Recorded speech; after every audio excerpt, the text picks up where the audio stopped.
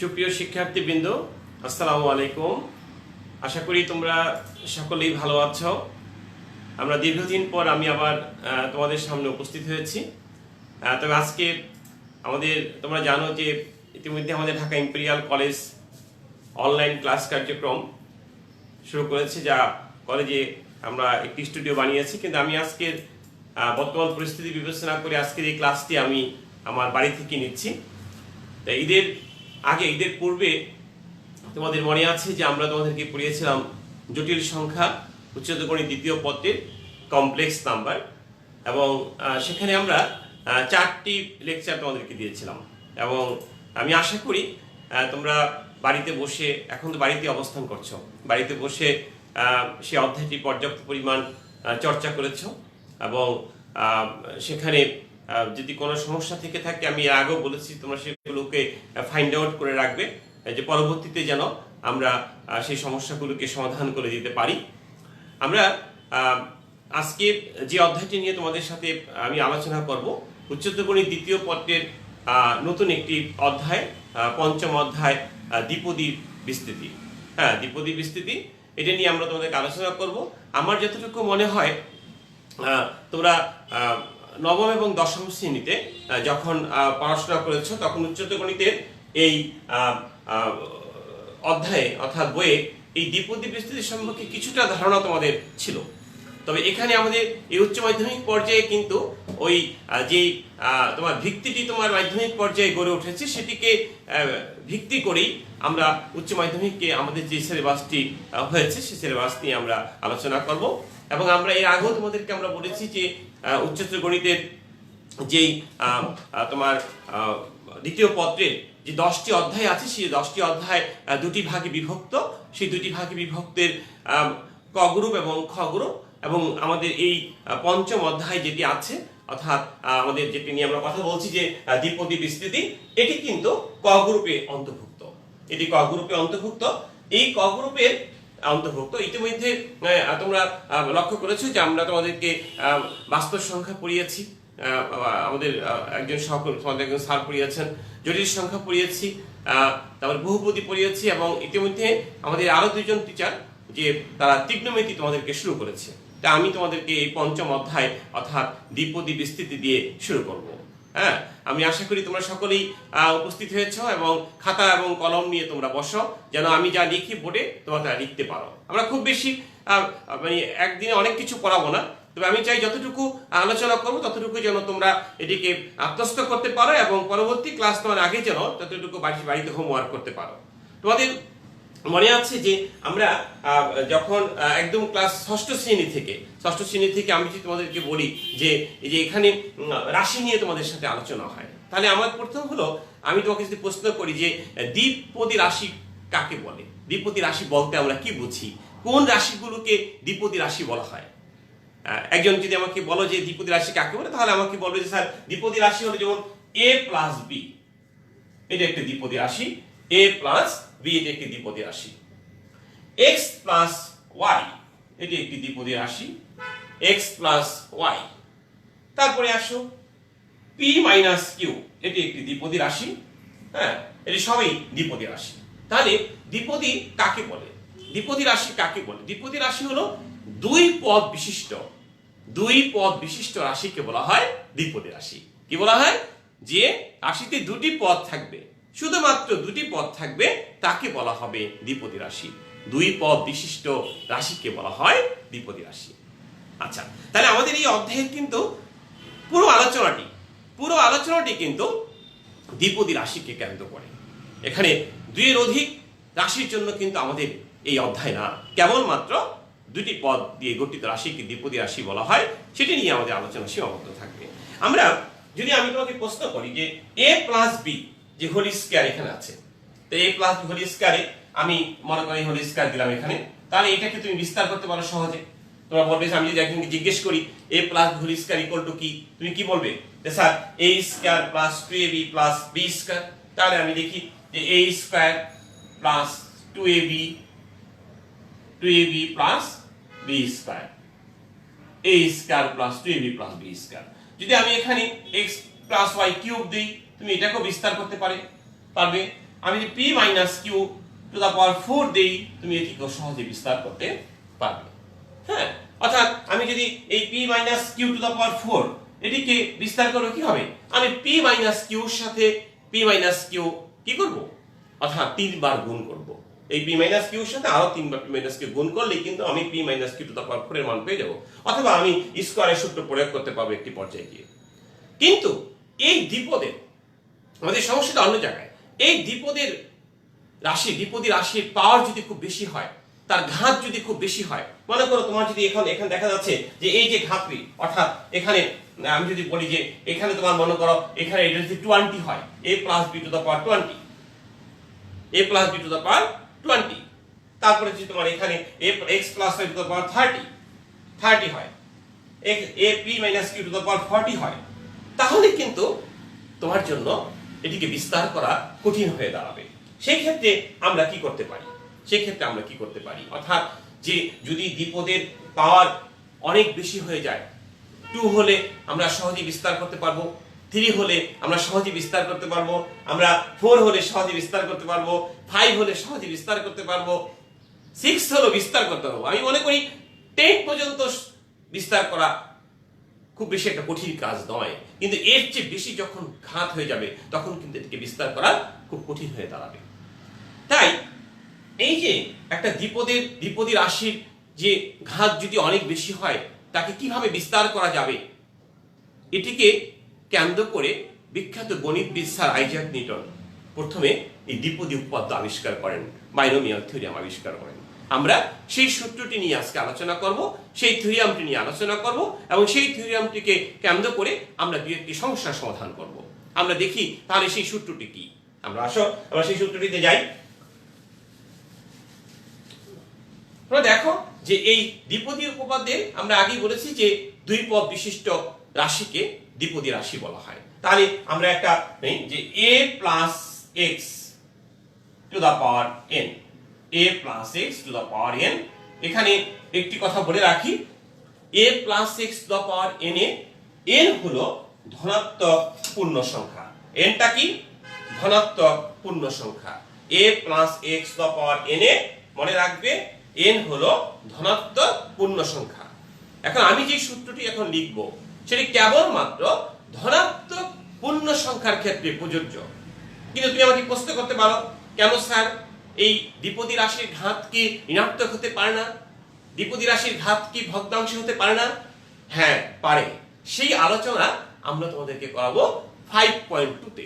কিন্তু আজকের আলোচনা কেবলমাত্র, আজকের যে সূত্রটি আমি এখন লিখব সেই আলোচনাটি কেবলমাত্র n যখন ধনাত্মক পূর্ণ সংখ্যা হবে তার ক্ষেত্রে আমরা আলোচনা করব। মানে কি, n এর মান 1 2 3 4 5 6 7 8 9 n সংখ্যক পর্যন্ত। তাহলে a plus x to the power n, এই দ্বিপদী পদ্ধতি কি? a to the power n, তোমরা দেখো আমি লিখি a to the power n plus nc1 a to the power n minus 1 x a to the power n plus nc1 plus a to the power n minus 1 into x plus nc2 a to the power n minus 2 into x square plus nc3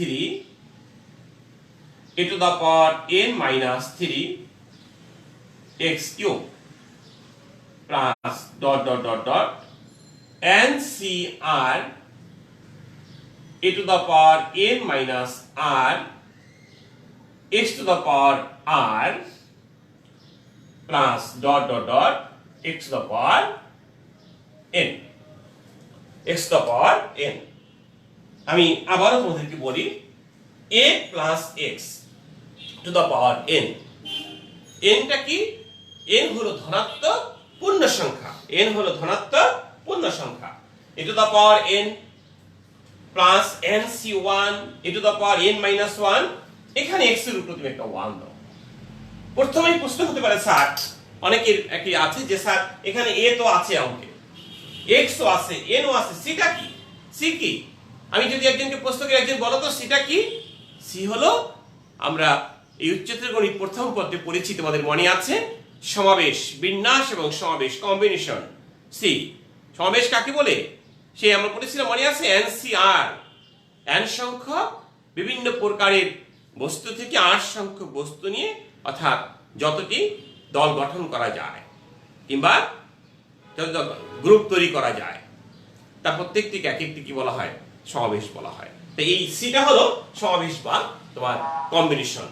ঠিক পরেরটা NC2, NC2 a to the power n minus 2 x square। তুমি দেখো চমৎকার একটি মিল কিন্তু আছে, 1 1 1 2 2 2, পরেরটা NC3 a to the power n minus 3 x cube 3 3 3 plus dot dot dot NCR a to the power n minus r x to the power r r r r plus dot dot dot x to the power n।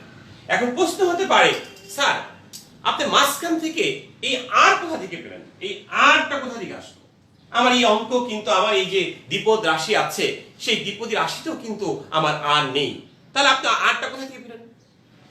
এই যে তুমি আগে সূত্র লিখে নাও তোমরা, এই আর এর অর্থাৎ এই যে পদটি আমি লিখেছি, এই পদটিকে বলা হয় সাধারণ পদ। এই দ্বিপদী উপপাদ্যের এটিকে কি বলা হয়? সাধারণ পদ বলা হয়। কেন এটিকে সাধারণ পদ বলা হয়? আমরা যে সেই ব্যাখ্যা দিতে যাই, কেন এটিকে সাধারণ পদ বলা হবে। হ্যাঁ, আগে তোমরা সূত্রটি লিখে ফেলো, তারপর আমরা ব্যাখ্যা দিই কেন এটিকে সাধারণ পদ বলা হয়। সাধারণ পদ বলা হয় এই কারণে, তুমি দেখো এখানে আর এর মান যদি আমি 0 বসাই তাহলে কত হবে? NC0 a to the power n minus 0 x to the power 0, তাহলে এই পদটা হবে। এই যেটা আর এর মান যদি 0 হয়, আর এর মান যদি আমি 0 বসাই, তাহলে এখানে হবে এই যে এই জায়গাটা আমি তোমাকে একটু মুছে দেই, দেখো আমি এটাকে আরেকটু ব্যাখ্যা করে লিখি, তখন হবে কত? NC0 a to the power n minus 0 x to the power 0।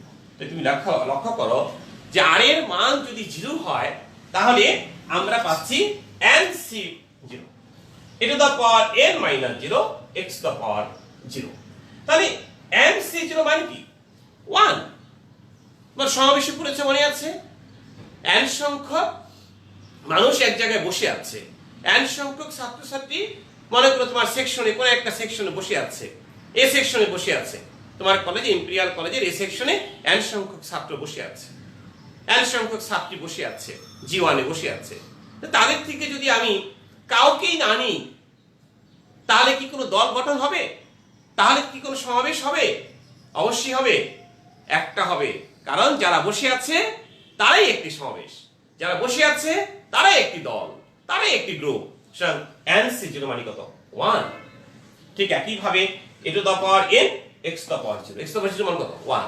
যে কারণে আমরা এই জায়গাটায় শুধুমাত্র কি লিখি? শুধুমাত্র আমরা লিখি a to the power n।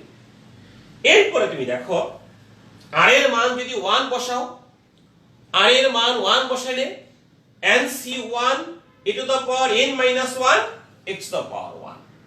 লক্ষ্য করো, আর এর মান 2 বসাও, NC2 a to the power n minus 2 x to the power 2। আর এর মান 3 বসাও, NC3 a to the power n minus 3 x to the power 3। আর এর মান n বসাও, লাস্ট পদে বসাও, তার এর মান যদি n বসাই তাহলে কি হবে?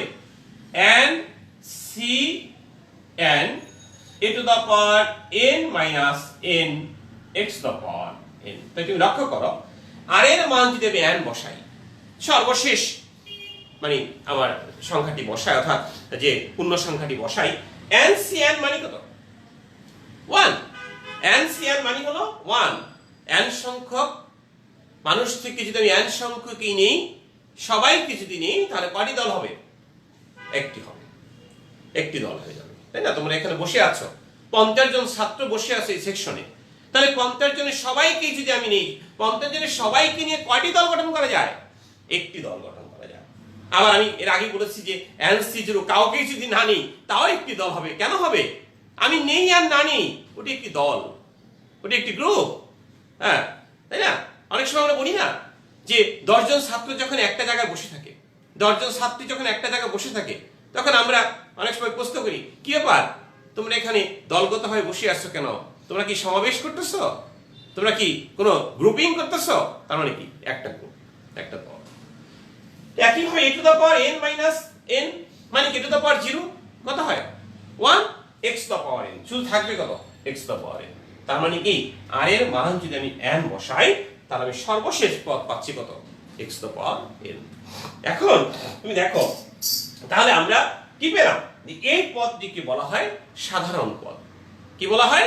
সাধারণ পদ NCR a to the power n minus r x to the power r। একে কি পদ বলা হয়? একে বলা হয় সাধারণ পদ। এই সাধারণ পদকে নিয়ে আমাদের সবকিছু, সব আলোচনা সাধারণ পদকে নিয়ে। কারণ তুমি মনে করো একটা দ্বিপদী রাশি ধরো সেই 80, দ্বিপদী রাশির পাওয়ার আছে, তাহলে 80 যদি থাকে। আচ্ছা তার আগে আমি আরেকটি কথা বলে নিই। তো লক্ষ্য করেছো যে এখানে 0 থেকে শুরু হয়েছে, তাহলে একটা জিনিস তোমাদের মেমোরিতে আছে কিনা, তোমরা সবসময় লক্ষ্য করেছো কিনা যে একটা জিনিস সবসময় লক্ষ্য করেছো কিনা, একটা জিনিস লক্ষ্য করেছো কিনা যে যেমন a plus b whole square, তাহলে a plus b whole square a square plus 2ab plus b square. তাহলে a প্লাস b হোল স্কয়ারের তুমি দেখো এখানে a plus b whole square, তাহলে এটা কি যদি আমি বিস্তার করি a square plus 2ab plus b square, তাই না? তাহলে তুমি দেখো যে পাওয়ার আছে 2, তার ঘাত হলো 2, কিন্তু পদ হলো কয়টা? 3টা। পদ হলো কয়টা? 3টা। একইভাবে পাওয়ার যদি 3 থাকে তাহলে পদ হবে কয়টা? 4টা। পাওয়ার যদি 4 থাকে তাহলে পদ হবে কয়টা? 5টা।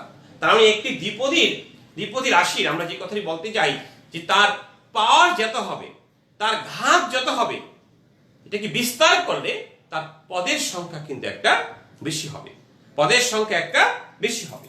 ঠিক তাহলে আমি যদি তোমাকে প্রশ্ন করি যে স্যার এই যে দ্বিপদীটা, এই যে a plus b whole square, এখানে যে এরকম হতো, মনে করো এখানে তুমি যদি 50 হতো, তাহলে এটিকে বিস্তার করলে কয়টা পদ হবে? এটিকে বিস্তার করলে কয়টা পদ হবে? 51টা পদ হবে, একটা বেশি হবে, ঠিক কিনা? 51টা পদ হবে। এখন আমি যদি তোমাকে প্রশ্ন করি যে যে এটাকে বিস্তার করলে যে 51টা পদ হবে, এই 51টা পদের মধ্যে 40তম পদ রাখি আছে, বের করো। এখন 40তম পদ বের করতে গেলে তুমি কি এই দ্বিপদী উপায়টা লেখা শুরু করবে? তাহলে দ্বিপদী উপায়টা রেখে 51টা পদ লেখার পরে আমাকে বলবে যে স্যার আমি 40তম পদ বের করেছি, এটি হলো 40তম পদ। তাহলে অনেক সময়ের প্রয়োজন হয়ে যাবে, এত সময় পরীক্ষা হলে তুমি পাবে না। তাহলে আমরা কি করব? আমরা এই 40তম পদ বের করতে যে আমরা এই সাধারণ যে পদটি আছে তার সাহায্য নিব, এই সাধারণ পদের আমরা সাহায্য নিব। এই সাধারণ পদ দিয়ে আমাকে 40তম পদ বের করতে বলা হোক, আমাকে 48তম পদ বের করতে বলা হোক, আমাকে কোনো পদের সহগ বের করতে বলা হোক, আমাকে এমন একটি পদ বের করতে বলা হোক যে পদটিতে x থাকবে না কিংবা যে পদটিতে y থাকবে না, সেই বিস্তৃতিতে সেই পদটি নির্ণয় করো, সবকিছু আমরা সাধারণ পদকে ব্যবহার করে করব, তাহলেই অঙ্কটি সহজ হয়ে যাবে। এবং এই চিন্তা থেকে কিন্তু বিখ্যাত গণিতবিদ স্যার আইজাক নিউটন এই বিষয়টিকে কেন্দ্র করে প্রথমত উনি এই দ্বিপদী উপায়টি প্রথম দিকে সে আবিষ্কার করেন, এবং এই উপায়টিকে ব্যবহার করে আমরা এই অঙ্কগুলো করব। তাহলে আমরা যেটা বলতে চাচ্ছি যে এটা হলো সাধারণ পদ NCR a to the power n minus r x to the power r। এবার একটা ইম্পর্টেন্ট প্রশ্ন আছে আমার, তোমরা তো এতক্ষণ এটি পড়লে। এখন আমি যদি তোমাকে প্রশ্ন করি যে এটা তো প্রথম পদ, এটা হলো প্রথম পদ, এটা হলো দ্বিতীয় পদ, এটা হলো তৃতীয় পদ, এটা হলো চতুর্থ পদ, আমার পরবর্তী প্রশ্ন তোমার কাছে, তোমরা কেউ একজন বলো এই পদটি কততম পদ? এই পদটি আমি যখন জিজ্ঞেস করব, আমি যদি একজনকে জিজ্ঞেস করি এখন এখানে, তুমি বলবে স্যার এটি 8তম পদ। না, এটি 8তম পদ না, এটি আমার এখানে তুমি লক্ষ্য করো এখানে NC1 আছে, এটি কততম পদ? এটি দ্বিতীয় পদ। এখানে 2 আছে, এটি কততম পদ? এটি তৃতীয়তম পদ। আছে 2, কিন্তু পদের সংখ্যা কত? তৃতীয়। এখানে 3 আছে, এটি কততম পদ? চতুর্থ পদ। আছে কত? 3, কিন্তু পদ সংখ্যা কত? 4। তাহলে যেখানে সি এর এখানে যা আছে, যে নাম্বারটি আছে পদের সংখ্যা তার চেয়ে এক বেশি, শুরু হয়েছে 0 দিয়ে, এখানে 0 আছে কিন্তু পদ সংখ্যা কিন্তু 1, প্রথম পদ। তাই এখানে আর আছে, এটি হবে আর প্লাস 1 তম পদ। আর প্লাস 1 তম পদ, যেটিকে আমরা সাধারণ পদ বলি। এটা কততম পদ? আর প্লাস 1 তম পদ, যেটিকে আমরা সাধারণ পদ বলি। তাহলে দেখো আমি বলি যে আর প্লাস 1 তম পদ, আর প্লাস 1 তম পদ, and CR a to the power n minus r x to the power r, এটি হলো তোমার সাধারণ পদ। r প্লাস 1 তম পদ and CR a to the power n minus r x to the power r, এটি হলো সাধারণ পদ। এই সাধারণ r প্লাস 1 তম পদ দিয়েই আমরা আমাদের প্রায় বেশিরভাগ প্রবলেম আমরা এখানে সলভ করব। r প্লাস 1 তম পদ। তাহলে তোমরা এখনই 1 মিনিট সময় দিলাম, সবাই মুখস্থ করো যে r প্লাস 1 তম পদটা কত। NCR a to the power n minus r x to the power r। তুমি যখন উচ্চতর গণিত প্র্যাকটিক্যালে যাবে, তুমি যখন ভাইভা বোর্ডে যাবে, তখন তোমাকে প্রশ্ন করবে যে এই তুমি বলো তো দ্বিপদী উপপাদ্যের সাধারণ পদটা কত, লিখো তো সাধারণ পদটা লিখো। তুমি লিখবে NCR a to the power n minus r x to the power r। Second প্রশ্ন করবে এটি কততম পদ, তুমি বলবে এটি r প্লাস 1 তম পদ। এটি r প্লাস 1 তম পদ। এটি হলো তোমার r প্লাস 1 তম পদ। আমরা এই সাধারণ পদ দিয়ে আমরা এখন, আমি আজকে যে সূত্রটি তোমাদের সামনে উপস্থাপন করলাম, আমি এই সূত্রটিকে ব্যবহার করি আমি তোমার যে একটা অঙ্ক করব। তারপর এই সূত্রটির অনেক ধরনের বৈশিষ্ট্য আছে, অনেক ধরনের বিস্তৃতি আছে। আমি আগেও বলেছি যে কেবলমাত্র এখানে n যদি ধনাত্মক পূর্ণ সংখ্যা হয়, কেবলমাত্র তার ক্ষেত্রে এটি ব্যবহার হবে। যদি n ধনাত্মক পূর্ণ সংখ্যা না হয়ে যদি ঋণাত্মক হয়, যদি ভগ্নাংশ হয়, তাহলে কি হবে, সেই বিষয়গুলো নিয়ে আমরা পর্যায়ক্রমে আলোচনা করব। কিন্তু আজকের আলোচনা আমরা এতটুকু বেশি অবদ্ধ রাখবো যে n যদি ধনাত্মক পূর্ণ সংখ্যা হয় তাহলে দ্বিপদী উপপাদ্যটা কি হবে এবং তার সাধারণ পদটি কত। তাহলে আমরা এবার একটু প্রবলেমে যাই, আমরা একটা অঙ্ক করি, দেখি যে আমরা কিভাবে এটিকে করতে পারি। দেখো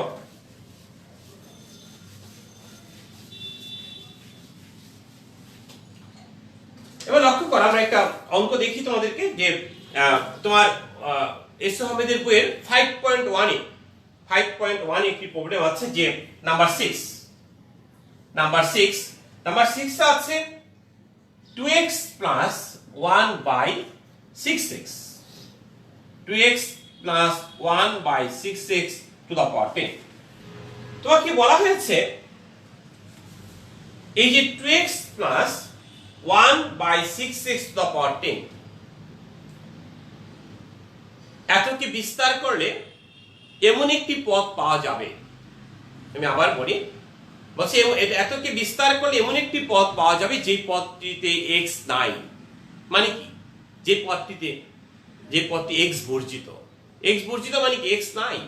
আমরা অনেক সময় বলি না, এই শ্রেণীকক্ষে তোমরা 40 জন ছাত্রছাত্রী আছো, আমি বললাম এই এখান থেকে শোভনকে এই শ্রেণীকক্ষ থেকে বের করে দাও, মানে ওকে বর্জন করো, ওকে আমরা এখানে রাখবো না, মানে কি ও এখানে থাকবে না। তাহলে তোমাকে বলা হয়েছে যে এই রাশিটিকে বিস্তার করলে এমন একটি পদ পাওয়া যাবে যে পদটিতে x থাকবে না। তার মানে কি, যে পদটি x বর্জিত হবে সেই পদটি নির্ণয় করো। এখন আমি একজনকে প্রশ্ন করি, এই রাশিটাকে বিস্তার করলে কতটি পদ পাওয়া যাবে? একজন বলো কতটি পদ পাওয়া যাবে? 10। এখানে n এর মান কত? 10, 10। তার মানে পদের সংখ্যা হবে কত? 11। তার মানে এতটি বিস্তার করলে 11টি পদ পাওয়া যাবে।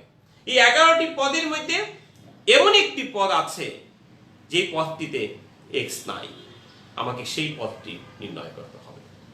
তাহলে আমরা আমরা ধরে নিই এতের বিস্তৃতিতে r প্লাস 1 তম পদ x বর্জিত। আমরা ধরে নিলাম r প্লাস 1 তম, অর্থাৎ আমরা মনে করি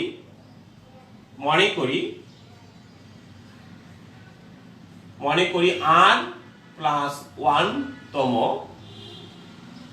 পদ x বর্জিত। মনে করি r প্লাস 1 তম পদ x বর্জিত। আমরা ধরে নিলাম যে r প্লাস 1 তম পদ x বর্জিত।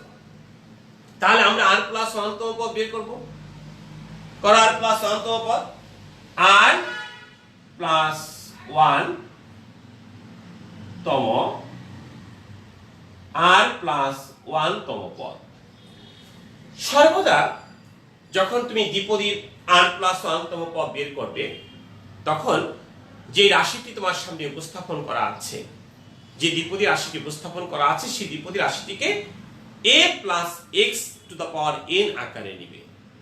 a plus x to the power n। তাহলে এখানে এর মান কত? এখানে এর মান হলো কত? 2x। আর 1/6 হলো x, আর n হলো কত? 10। a plus x to the power n এই আকারে নিবে।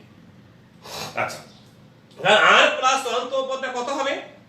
তাহলে r প্লাস 1 তম পদটি হবে NCR, মানে কি 10CR। 10CR a to the power মানে কি 2x to the power n minus, অর্থাৎ n মানে কি 10 minus r। x to the power r, x মানে কত? 1/6 x to the power r। তাহলে হয়ে গেল, আমরা কি করলাম যে তোমার a to the power n minus r, অর্থাৎ এখানে দেখো যে r প্লাস 1 তম পদ আমরা তোমাদেরকে পেয়ে গেছি যে 10CR, মানে এখানে n এর মান হলো 10, n এর মান 10, আর a to the power n minus r, এখানে a হলো কত? twice x to the power n minus r, এরপরে x to the power r, x মানে 1/x to the power r।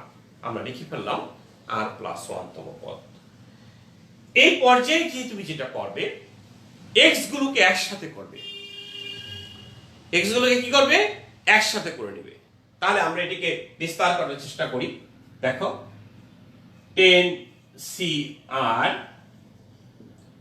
2 to the power 10 minus r, x to the power 10 minus r, 1/6 the power r, 1/x the power r। আমরা এটিকে ভেঙে দিলাম। 10CR 2 to the power 10 minus r, x to the power 10 minus r, 1/6 the power r, 1/x the power r। নিশ্চয়ই তোমরা বুঝতে পেরেছো এখানে যে আমরা কি করতে যাচ্ছি। আমি বলেছি শুরুতেই x গুলোকে আমরা একসাথে করব। তাহলে x গুলোকে যদি একসাথে করি, আমি আরেকটা লাইন এখানে লিখি। 10CR 2 to the power 10 minus r, x to the power 10 minus 2r into 1/6 the power r। Sir এখানে 10 minus 2r কোথায় পেলেন?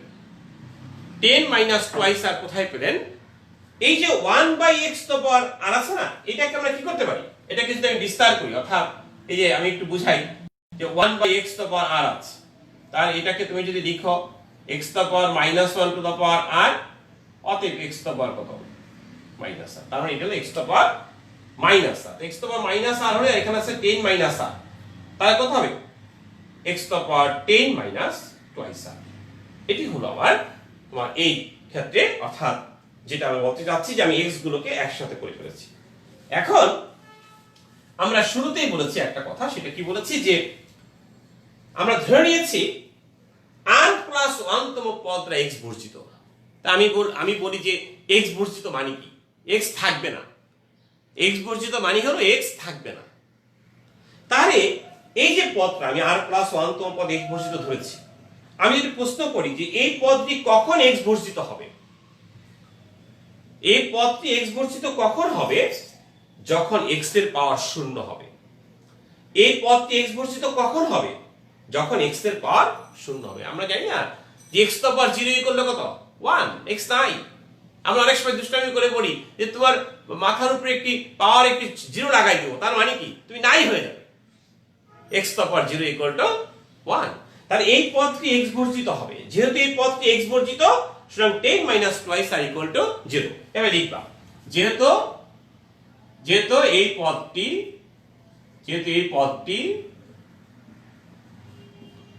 এক্স বর্জিত, সুতরাং 10 - 2 r = 0 implies that r = কত 5।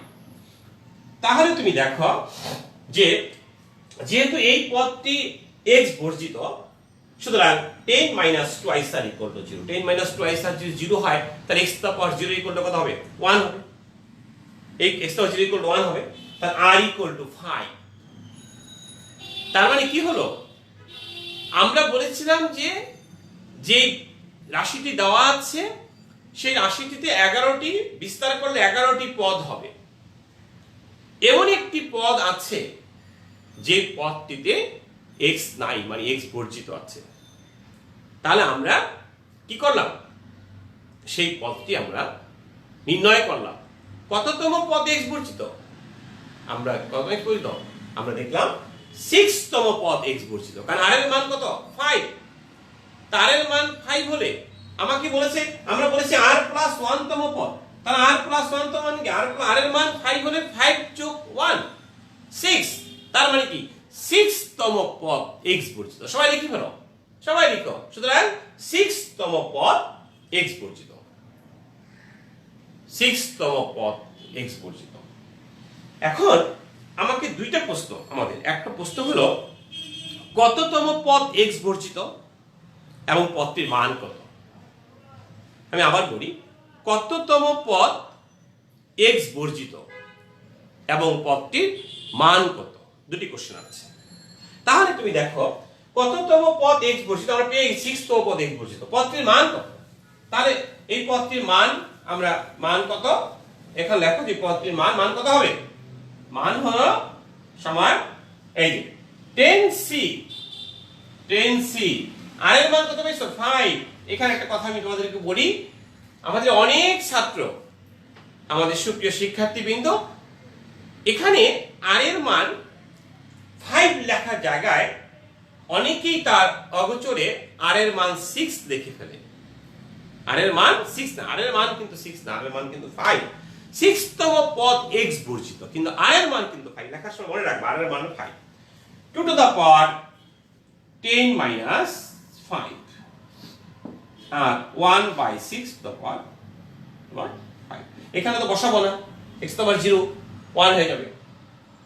তাহলে 10c5 2 to the power 5 1/6 to the power 5। তাহলে হয়ে গেল। আমি এটাকে আর ব্যাখ্যা দিতে চাই না, তোমরা নিজেরা এটাকে বের করে নিও। অনেক ছাত্র প্রশ্ন করে, স্যার আমি আনসারটা যদি এভাবে রেখে দেই, আমি যদি 10c5 এটিকে ব্যবহার মানে বের না করি, আমি যদি সমাবেশী সূত্র প্রয়োগ না করি, তাহলে কি অঙ্কে নাম্বার পাওয়া যাবে? অবশ্যই নাম্বার পাওয়া যাবে, ফুল নাম্বার পাওয়া যাবে। তবে আমরা যেটা বলি, তোমার হাতে যদি সময় থাকে তাহলে এটিকে বের করে দাও, আর সময় যদি না থাকে তাড়াহুড়া করবে না। তবে একটি কথা মনে রাখবে, এ পর্যন্ত করলে তুমি ফুল মার্কস পাবে, কিন্তু এটাকে ভেঙে দিলে পরীক্ষক খুশি হবে। কিন্তু এটি ভেঙে তার মান বের করতে কিছু ভুল হয় তাহলে কিন্তু নম্বর কাটা যাবে। সুতরাং তুমি সিদ্ধান্ত নেবে কি করবে। যদি তুমি 100% মানে তোমার বিশ্বাস থাকে, আস্থা থাকে, না আমি এটা জানি, আমি বের করে দেবো, ওকে তুমি বের করে দাও। আর যদি এই আস্থার ভিত্তিতে কোনো রকম ঘাটতি থাকে, হ্যাঁ 0.001% ঘাটতি থাকে, আমি বলবো তুমি এভাবে রেখে দাও, তাতে কোনো সমস্যা নেই। তাহলে হয়ে গেল আমরা এই বিস্তৃতিতে আমরা কি করলাম, 6 তম পদ x বর্জিত এবং পদটির মান হলো এত। তাহলে এই অঙ্ক হলো আমরা এরকম আরেকটি অঙ্ক নিয়ে তোমাদের সাথে কথা বলি। তোমার এই বইয়ের এই 4 নম্বর যে অঙ্কটি আছে, এস আহমেদের বইয়ের 4 নম্বর যে অঙ্কটি আছে সেই অঙ্কটি নিয়ে একটু কথা বলি। নাম্বার 4 সেই 4 নম্বর অঙ্কটি বলা হচ্ছে যে 2x minus 1/4x square to the power 12। 2x minus 1/4x square to the power 12 বলছে এতের বিস্তৃতিতে x বর্জিত পদটির মান নির্ণয় করো।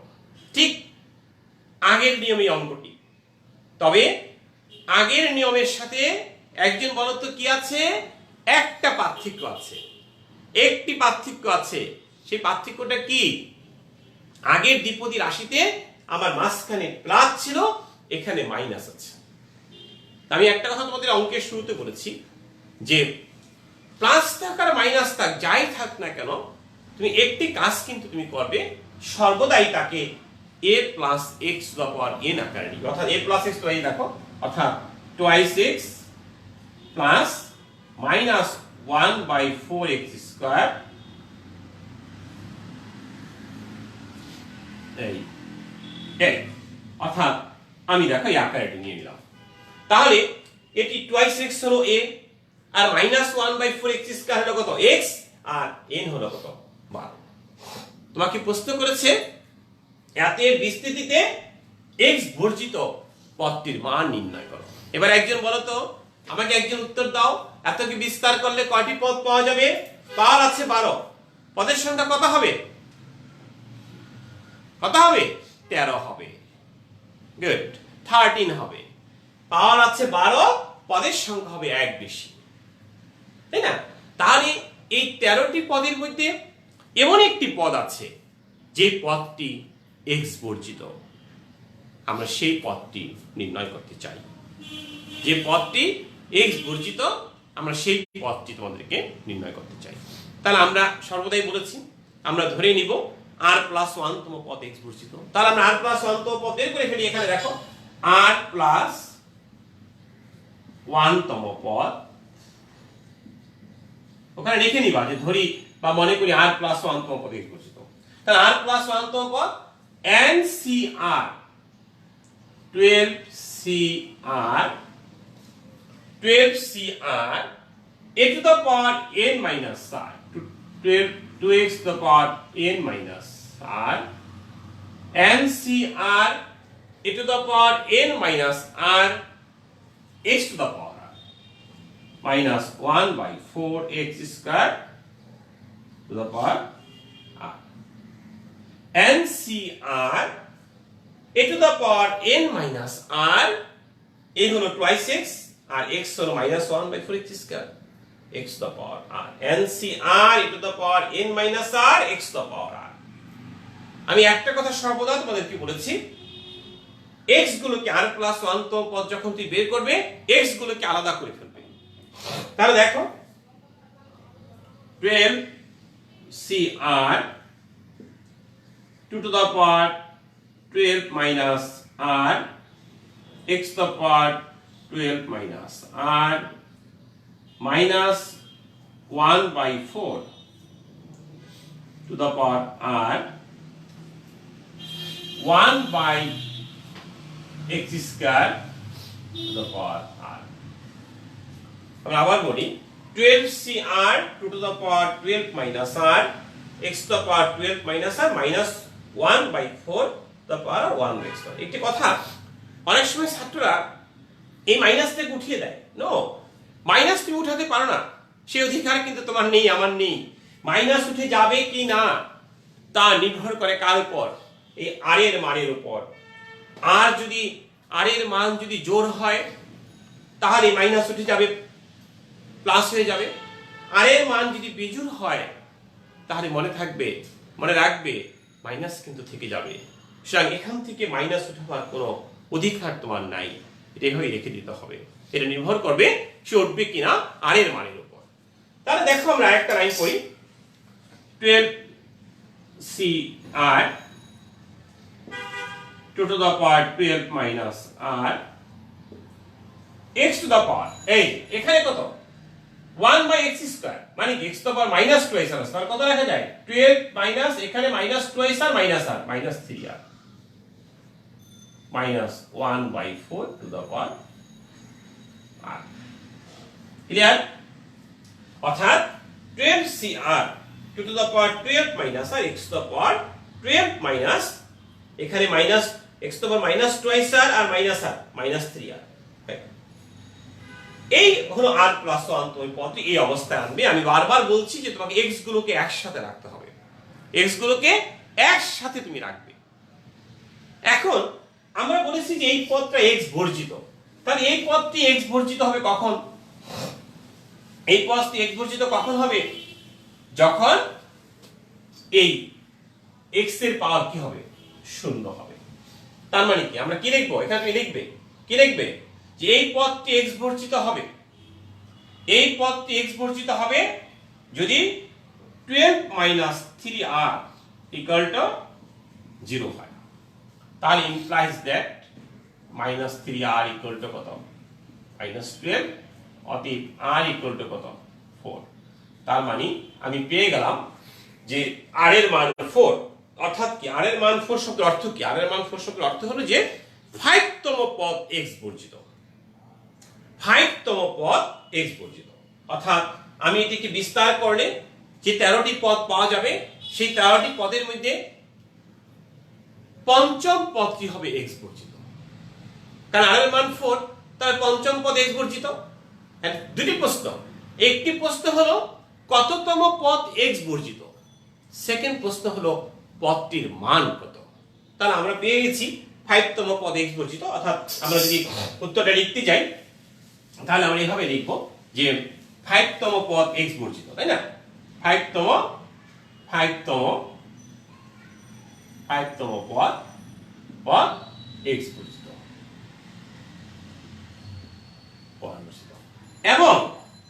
এবং পদটির কি পদটির মান এই মান তুমি ওখানে বসাই দাও যা আছে তাই অর্থাৎ 5 তম পদ x বর্জিত এবং পদটির মান এখানে কিন্তু আবার আমি বলি r এর মান কিন্তু বসাবে কত নট 5 r এর মান বসাবে কত 4 r এর মান বসবে হলো 4 5 তম পদ x বর্জিত এবং পদটির মান তুমি বসিয়ে দাও অঙ্ক হয়ে যাবে তাহলে আমরা যে কাজটি শিখলাম এখানে এটি খুব ইম্পর্টেন্ট একটি প্রবলেম যে তুমি দেখবে যে দ্বিপদী উপপাদ্য অর্থাৎ এই অধ্যায় থেকে যখনই কোনো কোশ্চেন আসে যে x বর্জিত পদের মান নির্ণয় করতে বলা হয় সেটি বিশেষ করে সিকিউতে অর্থাৎ যেটি সৃজনশীল কোশ্চেন রয়েছে সেখানে তা আমি এই নিয়মটি তোমাদেরকে আজকে শিখেলাম এবং আমি এখন যে কাজটি করব সেটা হলো যে আমি তোমাদেরকে দুটি অঙ্ক বাড়ির কাজ দেব এবং আমি বিশ্বাস করি তুমি আমার এই দুটি অঙ্ক যদি বুঝে থাকো তুমি যদি পড়ে থাকো তাহলে আমি যে দুটি অঙ্ক তোমাকে বাড়ির কাজ দেব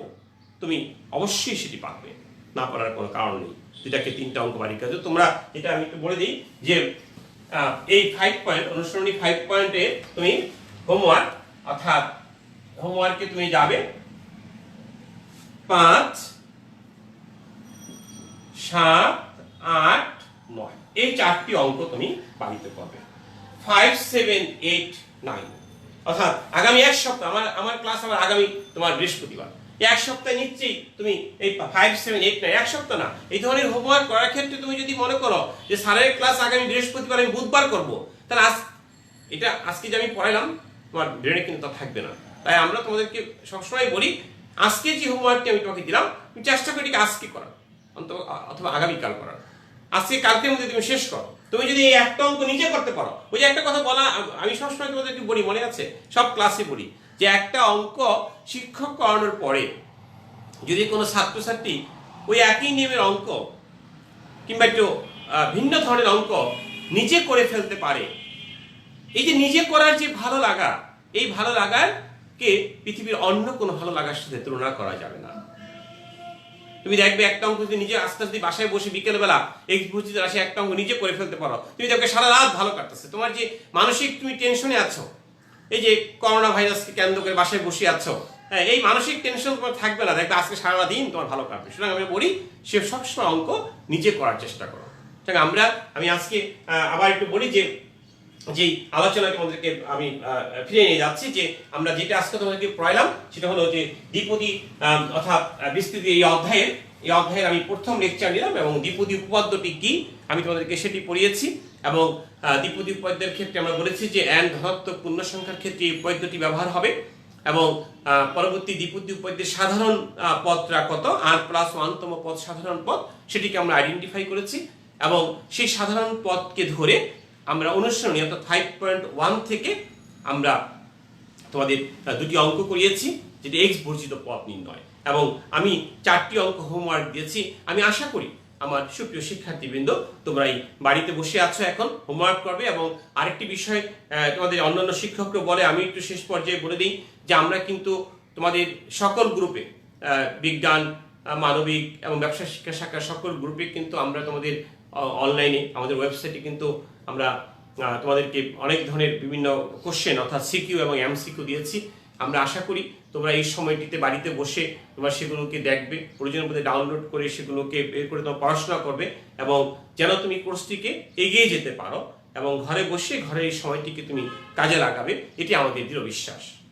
আমি আজকের এই ক্লাস এখানে শেষ করব, এবং আগামী বৃহস্পতিবার ঠিক একই সময়ে তোমাদের সাথে আমার দেখা হবে।